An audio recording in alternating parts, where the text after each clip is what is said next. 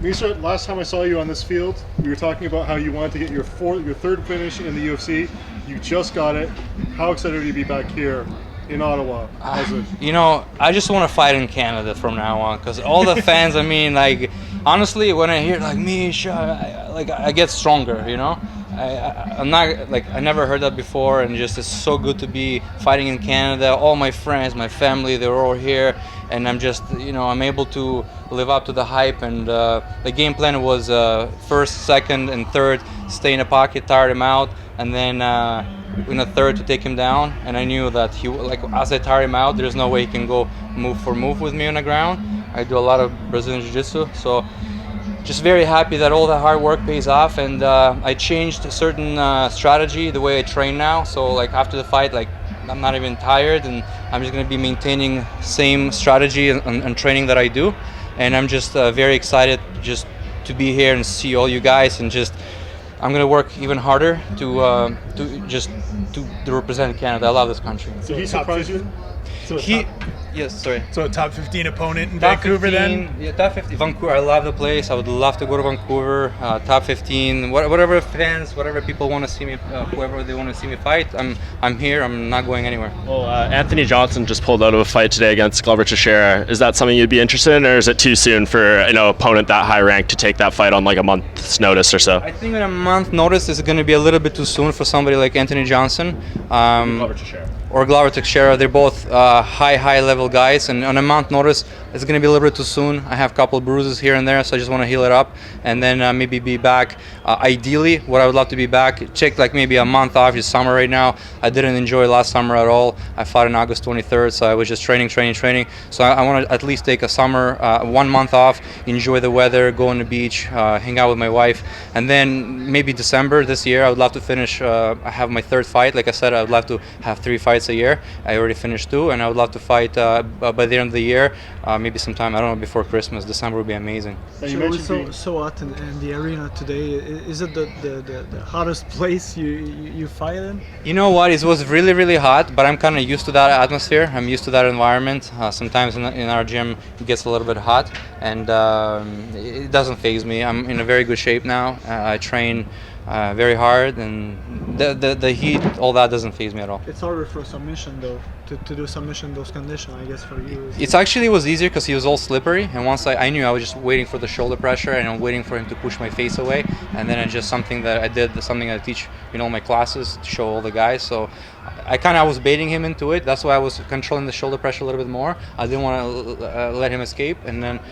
the game plan worked out, and I'm just happy that all the work pays off. 3 UFC fights, 3 finishes. Is this going about as good as you could have hoped? You know what? It's going just as I planned, and I'm just very happy that it's weird. Like, I've been in the national team for Canada for wrestling, and I want to be like in a national team MMA. I want to represent this country really good, and just seeing those fans cheering me on, I mean, this means the world to me, and I'm just happy to be in the position I'm at, and 3 fights, 3 finishes, and I only have the last fight on the contract, so I'm very happy, Are you expecting to you said you had a chit chat with Joe Silva. I don't know if 2 hours is a chit chat, but Yeah. Did you discuss maybe re-upping your deal if there's only 1 fight left? That's usually when they look to re-sign your contract. No, we didn't talk about any contracts or anything. We just kind of it was like a bunch of us, and he walked by, and then we had like a really nice conversation. It was almost like we were interviewing him for about 2 hours, asking all these questions, why there's a 265 limit, why this and that and this. So I was able to understand this company a little bit deeper and better, and have a kind of communication with people that I work for, and that was really cool, because I never had the chance to do that before. What was his response to that question about the 265 limit? Did he say they would ever debate raising it?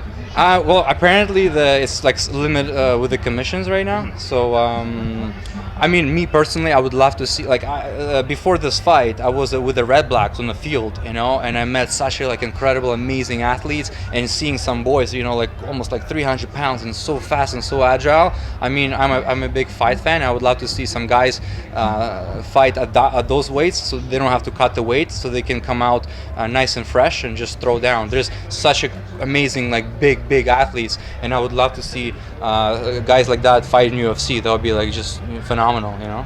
All of your opponents have been guys that have made their UFC debut. Are you hoping for a guy that's been in the UFC for a while as far as your next opponent?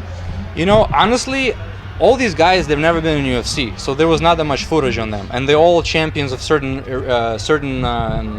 shows and everything. So reality is, a lot of like seasoned veterans, they don't want to fight those kind of guys because they don't want to lose their position because they're already ranked. And I jump in a kind of in a fire thing, you know. If I lost, I lost against a newcomer, but I knew he's a super tough, and the real fight fans, they know that it's a very big challenge what I was doing, and basically I was in a position 3 times to lose against a newcomer, and then I'll be saying, he's maybe not like, you know, kind of like top 10, kind of great. But same like before, you know, I fought for $500 and I knew where it's gonna take me, you know. So that's why I'm here, and I mean, I'm pretty sure they would not gonna put me against another newcomer. I mean, if they do, it's, you know, up to them. But I'm pretty sure that's not gonna happen. And yeah, I'm just excited to see what's next, you know. Now, in a pre-fight interview, you said that you wanted to you thought you'd get the finish late. You were 100% right on that. Are you gonna buy a lottery ticket after this and say your predictions are pretty good so far? You know, 100%. You know, time to time I do play lottery, and it's just something that, like, you know, Friday comes up, and I'm just like, oh man, you never know what's gonna happen, you know. So yeah, I'll get a lottery ticket, you know, here in Ottawa for sure. So if you win the lottery, are you still gonna come back and fight? You know, when I win the lottery, basically I'm gonna position myself so well.